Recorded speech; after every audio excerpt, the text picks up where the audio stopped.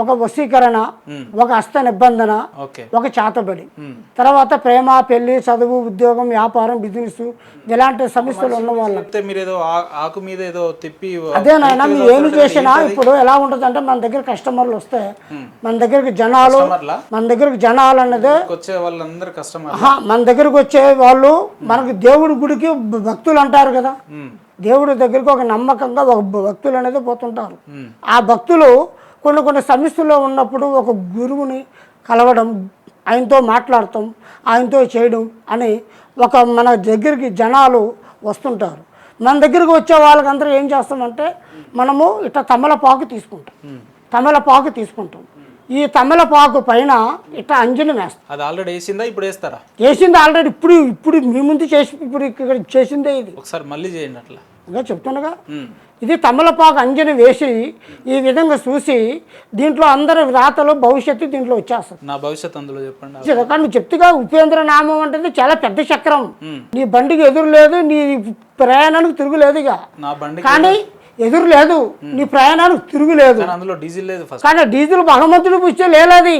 ఇప్పుడు మనిషి బతకాలంటే తినాలంటే తాగాలంటే ఊపిరి పోసుకొని బతకాలి. మనిషికి అన్నిటికీ నువ్వు బండిలో డీజిల్ గురించి మాట్లాడుతున్నావు, నేను మనిషి శ్వాస గురించి మాట్లాడుతున్నావు. ఆ శ్వాస ఎప్పుడు ఆగిపోతే ఎవరికి గ్యారంటీ లేదు. మరి గ్యారంటీ లేనప్పుడు గ్యారంటీ ఎందుకు లేదంటే శ్వాస దానికి ఆపేదానికి గ్యారంటీ ఉండదు. అనే వ్యక్తిని మిమ్మల్ని ఎందుకు నమ్మాలి? మీ దగ్గర ఉన్న మహిమలు ఏందో నాకు ఇప్పుడు చూపిస్తేనే నమ్ముతాను. అది ఎందుకంటే ఇప్పుడు నేను చెప్పేది ఒకటి, తమలపాకు పైన అంజనం అనేది ప్రతి ఒక్క సమస్య ఉన్న వాళ్ళకి ఎటువంటి ఇబ్బందులు ఉన్నా ఇక్కడ చూసి వేసి చెప్తా. నేను చెప్పి దాంట్లో ప్రాబ్లం పెట్టి దానికి సాల్వ్ చేస్తాను.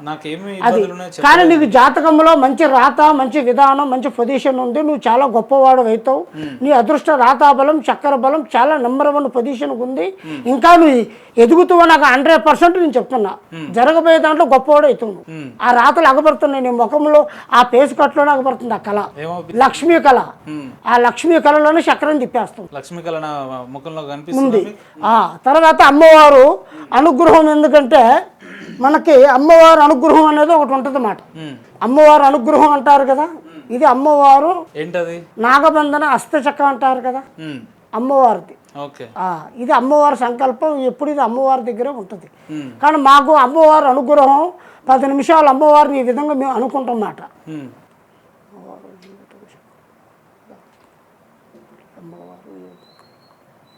జయం ఉపేంద్ర గారి నామం చక్రము, దిశ, జీవితం, ఆధారం, కళా, యోగం, నక్షత్ర బలం, యోగం. కానీ మంచి భవిష్యత్తు ఉంది నాయన నీకు. అమ్మవారు కర్ర దృష్టిలో పెట్టండి, గిర్రని తిరిగేట్టుకు చెప్పేస్తుంది అమ్మ. అమ్మవారి అనుగ్రహంతోనే కరెక్ట్గా వచ్చేస్తుంది రాత. ఎటువంటి సమస్య ఉన్నా మన దృష్టి మీద పెడితే గిర్రని తిరిగి ఆ సమస్య దీంట్లో లాక్కొచ్చి చెప్పేస్తారు. ఇప్పుడు ఆ సమస్యలన్నీ అందులో వెళ్ళిపోయినాయి. ఇప్పుడు దీంట్లోకి వచ్చేస్తాయి. వచ్చినాక దీన్ని ఒక్కొక్కటి 18 శక్తి పీఠాలలో 18 పూజలు చేస్తుంటా. చేసి దానికి కట్టేస్తా. ఎలాంటి ఇబ్బంది ఉండదు. ఇక ఎంత తీసుకుంటారు? ఎన్ని లక్షలు తీసుకుంటారు? లక్షలు తీసుకోము నా ప్రజలు మన దగ్గర డబ్బుతోనే వస్తారని మనం అనుకోము, బాధలతోనే వస్తారు. జనాల వీక్నెస్ ని బట్టే మీలాంటి వాళ్ళు దాన్ని అనుదుగా తీసుకొని వాళ్ళ దగ్గర డబ్బులు వసూలు చేయడానికే ఇటువంటి కార్యక్రమాలు చేస్తారు అని చెప్పి బయట. కానీ మొక్కితే వరం ఇచ్చేవాడు దేవుడు. దేవుడి దగ్గరకు మానవుడు పోతాడు, కానీ మానవుడి దగ్గర దేవుడు రాడు. ఒకటి.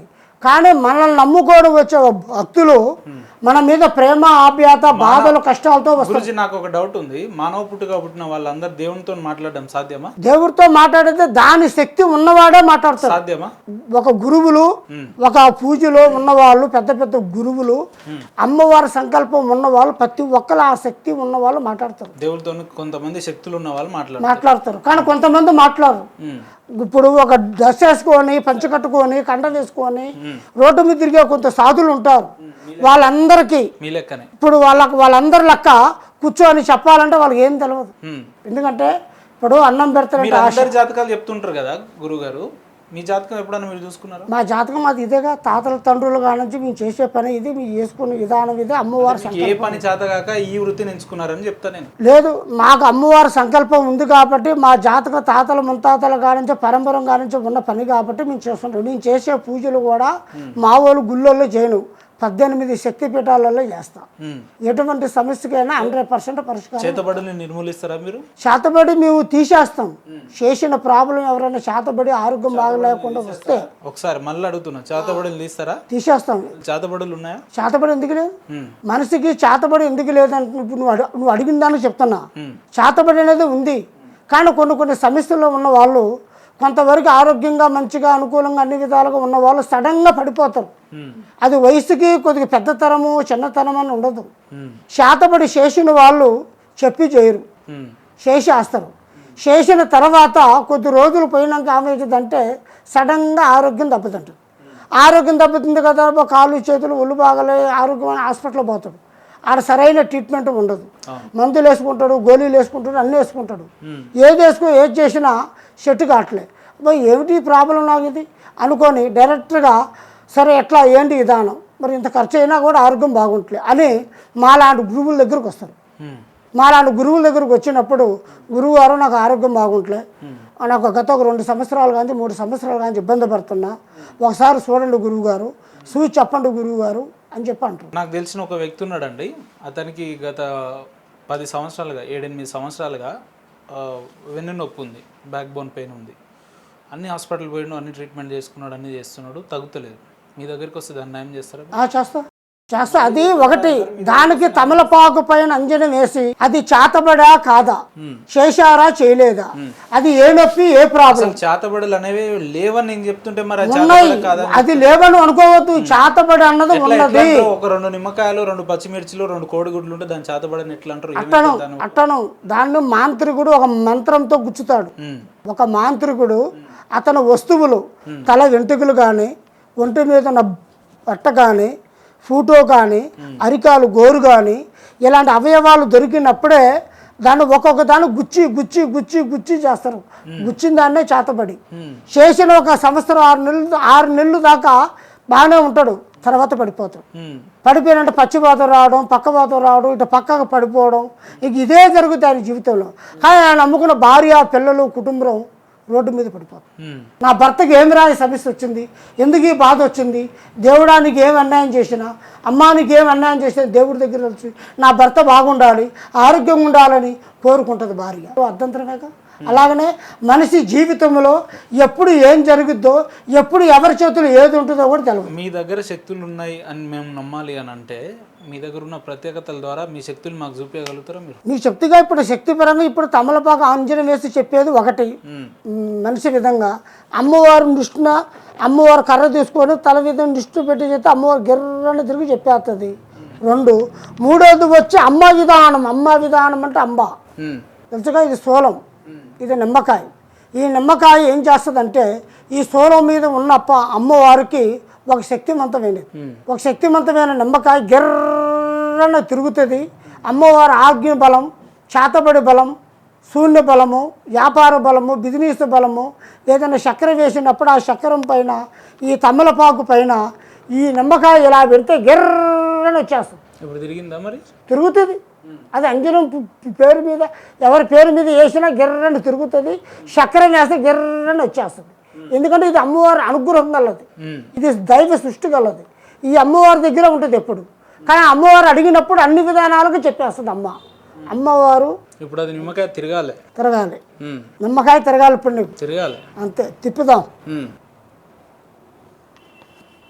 నిమ్మకాయ తిరగాలంటే సమస్య ఉన్నోడు ఎవరైతే ఉంటారో వాళ్ళ మీద చెప్పి తిప్పితే గిర్రని తిరుగుతుంది.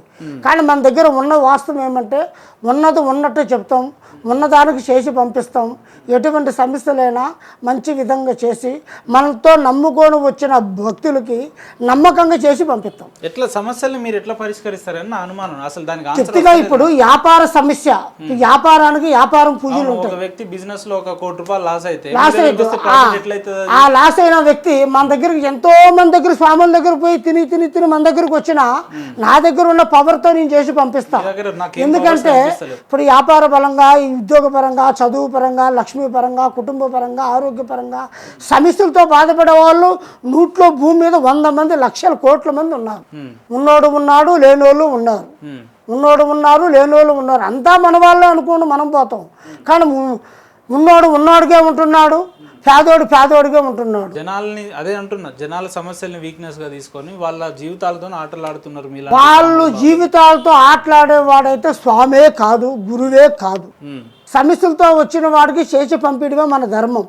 వాళ్ళతో ఆడుకుంటే మాకేముండదు. ఈ యూట్యూబ్ వీడియోలలో మనం ఇప్పుడు మాట్లాడుతుంటే కింద కొన్ని కామెంట్లు వస్తాయి, జ్యోతిషం చెప్పబడను, కింద నెంబర్ పెడతారు, ఒక 100 సార్లు నాన్ స్టాప్ గా పడుతూనే ఉంటారు, 500 సార్లు. అతనికి ఫోన్ చేస్తే మేము వారణాసి నుంచి ఉన్నాం, కాశీ నుంచి ఉన్నాం, ఒక తాయత్ ఇస్తాం, లేదా మీ పేరు చెప్తే అయిపోతుంది, ఒక 300 ఫోన్ పే చేయండి అంటారు.